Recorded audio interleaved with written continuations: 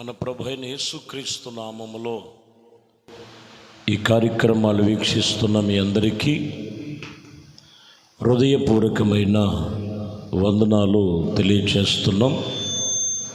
ఈ ఉదయకాలము పరిశుద్ధ గ్రంథములో నుండి మత్తయి సువార్త 18వ అధ్యాయము 3వ వచనాన్ని చదువుతున్నాం. మీరు మారు మనస్సు నొందిన బిడ్డల వంటి వారైతేనే కానీ పరలోక రాజ్యములోనికి ప్రవేశింపరని మీతో నిశ్చయముగా చెప్పుచున్నాను. ఈ వాక్యములో యేసుక్రీస్తు వారు మీరు మార్పు నొందిన బిడ్డలైతేనే కానీ పరలోక రాజ్యములోనికి మీరు ప్రవేశింపలేరని దేవుని మాటలు ఇక్కడ తెలియచేస్తున్నటువంటి విషయాలు. ఈ వాక్యములో మార్పు నొందుడి, దేవుని సన్నిధికి వస్తూ వెళుతూ ఏదో ఆచారం అనేటువంటి భక్తి చేస్తూ మరి దేవుని సన్నిధిలో మార్పు నొందిన వారు ఎంతమంది? యేసుక్రీస్తు ఆయన చెబుతున్నటువంటి మాట, మార్పు నొందిన బిడ్డలుగా మీరు ఉండాలి, మార్పు నొందుడి. చూడండి, ఇర్మియా గ్రంథములో 13వ అధ్యాయము 23వ వచనం ఉంటుంది. కూషీ దేశస్థుడు తన చర్మమును మార్చుకొనగలడా? చిరతపులి తన మచ్చలను మార్చుకోగలదా? మార్చుకోగలిగిన ఎడల కీడు చేయుటకు అలవాటు పడిన మీరును మేలు చేయవలవడినని చెప్పాను. ఈ వాక్యములో చిరతపులి తన మచ్చలను మార్చుకోగలదా? కూషీ దేశస్థుడు తన చర్మమును మార్చుకోగలడా అని చెబుతూ ఈ మాటల్లో కీడు చేసేటువంటి మీ జీవితాలు మేలు చేయటానికి మీరు మార్చబడాలి. చాలామంది ప్రభు సన్నిధిలో మరి భక్తి చేస్తున్నట్లుగా కనపడతారు. ఇంకనూ కొన్ని విషయాలలో వాళ్ళలో మార్పు నొందక మేలు కంటే కీడుని ఎక్కువ చేసే స్వభావాలు. ఈ రెండో విషయంలో మీరు సాధ్యమైనంత వరకు మేలే చేయండి, కీడు తలపెట్టద్దని పరిశుద్ధ గ్రంథం చెప్తున్నటువంటి మాటలు. కాబట్టి ప్రియమైన దేవుని బిడ్డలారా, నీవు మార్పు నొందినటువంటి వ్యక్తిగా నీవు ఉన్నట్లయితే మేలు చేయమని లేఖనాలు సూచిస్తున్నాయి. మార్పు నొందటం అంటే యేసుక్రీస్తు నొద్దకు వచ్చిన తర్వాత తమ దగ్గర ఉన్న కీడు స్వభావాలన్నీ తొలగించుకొని మార్పు నొందిన వారుగా మేలు చేసేవారై ఉండాలని ఇక్కడ వాక్యం చెప్తున్న మాట. దానియేలు గ్రంథములో కూడా 2వ అధ్యాయము 21వ వచనములో మనం చూస్తే, ఆయన కాలములను సమయములను మార్చగలవాడై ఉన్నాడు, రాజులను తోసివేసి నియమించగలిగిన వాడై ఉన్నాడు, వివేకులకు వివేకమును జ్ఞానులకు జ్ఞానమును అనుగ్రహించువాడై ఉన్నాడు. యేసుక్రీస్తు ఎవరు అనంటే ఆయన కాలములను మార్చగలిగిన వాడు, ఆయన సమయాలను మార్చగలిగిన వాడు. అలాగునే ఏలుతున్నటువంటి రాజులను నియమించువాడు, అలాగునే మార్చగలిగిన వాడు, త్రోసివేయగలిగిన వాడు కూడా ప్రభు అయిన యేసుక్రీస్తు అని ఇక్కడ వాక్యం చెప్తున్నమాట. కాబట్టి ఈ వాక్యములో సమయములు కాలములు అన్నీ ఆయన ఆధీనములో స్వాధీనములో ఉన్నాయి. ఆయన మార్చగలడు. ఈరోజు ప్రభునొద్దకు వచ్చినటువంటి ప్రతి ఒక్కరూ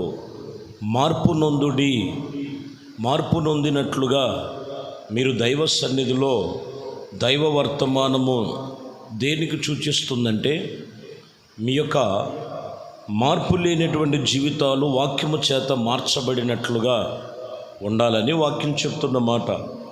యెషయా గ్రంథములో 6వ అధ్యాయము 10వ వచనములో, వారు కనులతో చూసి చెవులతో విని హృదయములతో గ్రహించి మనసు మార్చుకొనక స్వస్థత పొందక పోవునట్లు ఈ జనులు హృదయములు క్రొవ్విచు, ఇదిగో వారి చెవులు మ్రందముగా కనులకు మూయబడినట్లుగా రాయబడి ఉన్నది. ఇక్కడ ప్రధానమైన మాట ఏంటంటే మనస్సు మార్చుకోలేకపోవటం. యేసుక్రీస్తు నొద్దకు వచ్చి నేను రక్షించబడ్డాను, లేదా ప్రభువుని కొన్ని దినాల నుంచి వెంబడిస్తున్నానని చెప్తూ ప్రభు నొద్దకు వచ్చి మనస్సు మార్చుకోకపోతే,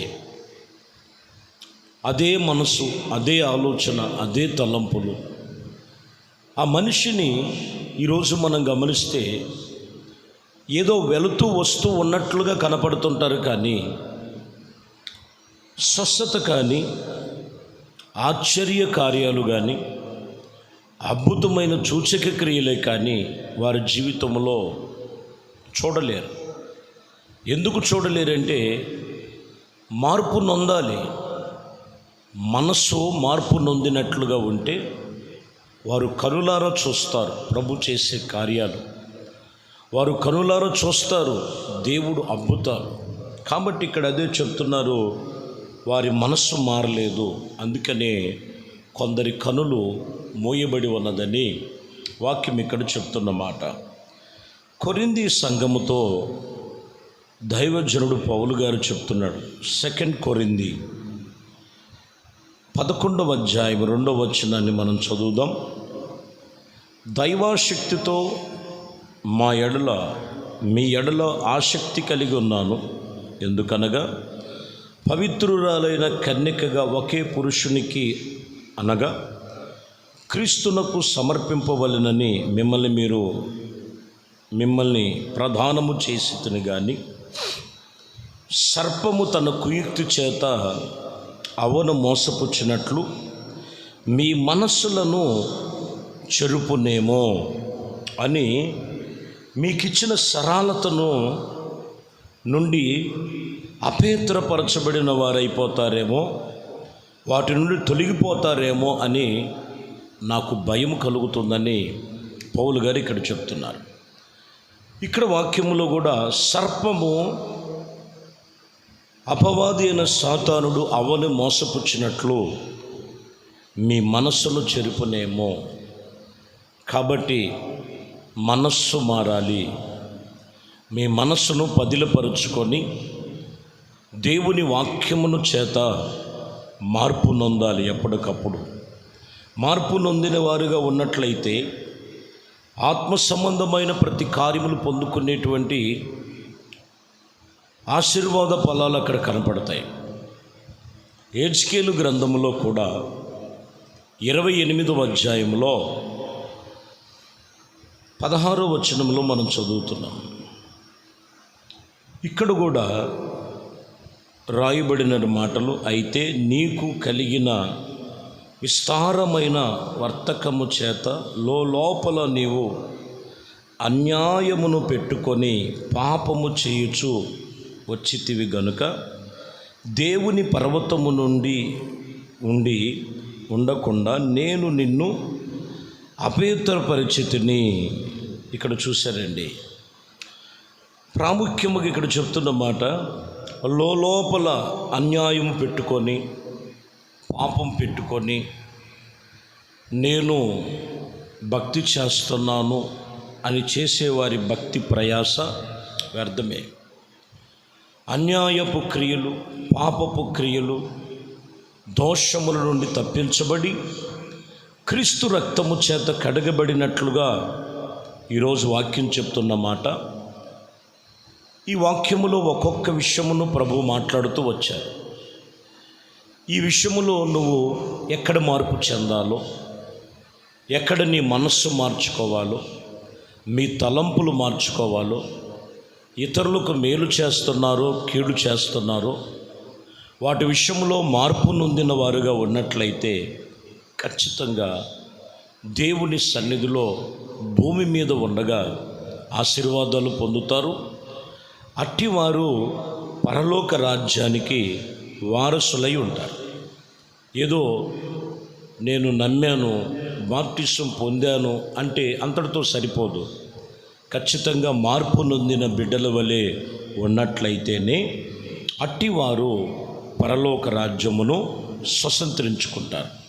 ఈ వాక్యమును బట్టి ఉదయకాలము నీవు ఏ విషయములో ఇంకా మార్పు చెందాలో, ఎదుట వారిని క్షమించే విషయములో, మేలు చేసే విషయములో, అలాగే నీ హృదయం మనస్సు మారి కీడు కాకుండా, అన్యాయము కాకుండా, లేకపోతే లోక సంబంధమైనటువంటి దురాశలతో చేసినది కాకుండా, ఒకవేళ అవని మోసపుచ్చినట్లు అపవాది మిమ్మల్ని మోసపుచ్చునేమో, ఈ వాక్యమును బట్టి మీరు మీ కుటుంబాలు మారి యేసుక్రీస్తు రాజ్య వారసులుగా ఉండాలనే ఈ వాక్యం చెప్తున్నమాట. కాబట్టి ఏ విషయములలో మార్పు నొందారో, ఇంకా ఏ విషయాల్లో మార్పు నొందలేదో ఒకసారి గమనించి ఈ ఉదయమే మనస్సు నిలుపుకొని ప్రార్థన చేద్దాం. అందరూ కూడా ఈ ప్రార్థనలో ఏకీభించండి. మహాపరిశుద్ధుడా, ప్రేమ స్వరూపి, దయగలిగిన మా ప్రభా, మీ శ్రేష్టమైన పరిశుద్ధ నామమును బట్టి మీకు స్తుతులు స్తోత్రాలు చెల్లిస్తున్నాం.